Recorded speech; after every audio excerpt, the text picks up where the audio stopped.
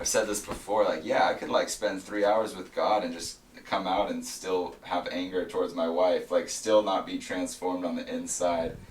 And something that's really changed my life, and it even, the narrow path gets more narrow. So it's not that I wasn't striving for this in the past, but even moving out here, he narrowed it all the way. I don't have anything now.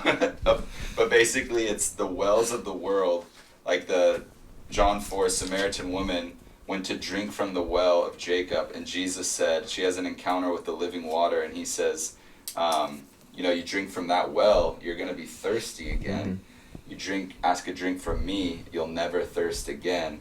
And I see it as whatever we're looking to takes focused energy, and focused energy for me has three components. It's our time, it's our energy, and it ends up being our money. And even where our money is, our heart is also. Yeah. And so what I've found, I've laid aside every well of the world. Like I'm talking like, a big occupancy in my heart is sports. Like, as you know, I didn't come to the Super Bowl party. My wife did, but I've laid everything down that I used to kind of go back and forth of like, well, it's permissible, it's, whatever.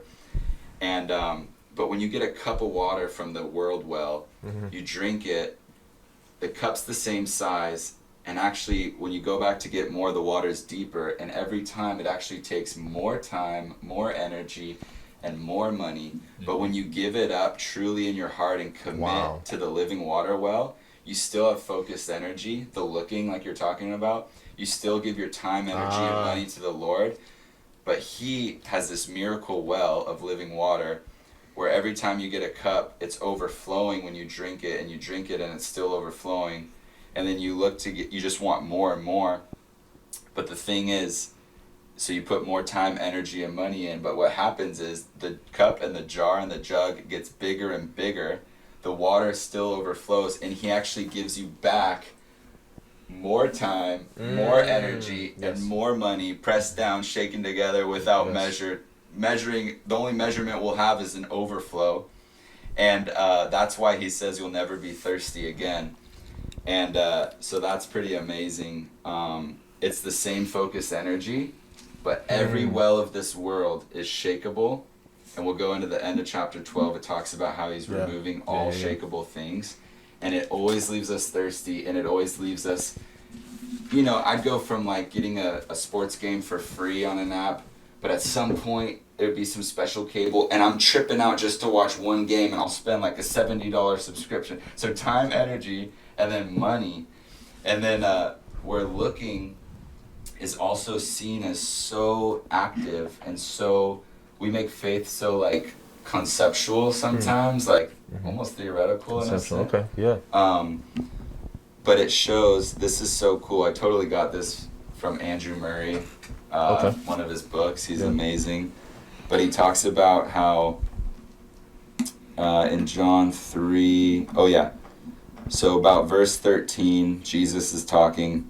He says, no one has ascended into heaven except he who descended from heaven, the Son of Man. Yes, bro. And as Moses lifted up the serpent in the wilderness, so must the Son of Man be lifted up, that whoever believes in him may have eternal life. So we have a lot of dead faith in the church, but also people that think they're saved. Because I thought I was right with God before I was born again. And they have this real faith, and they say, I believe in Jesus. But when he describes it as Moses lifting up the serpent, he compares himself to that, and it says whoever believes in the Son of Man. Well, what did they have to do to be healed? Yes. They had to physically believe God and look upon the snake on the cross. Yes, sir. And so we have to physically, in our spirit eye, in life, the focus energy, the wells cut off, like we actually have to, faith is to gaze our soul, to look upon him. And we can't just say we believe and never look at Jesus.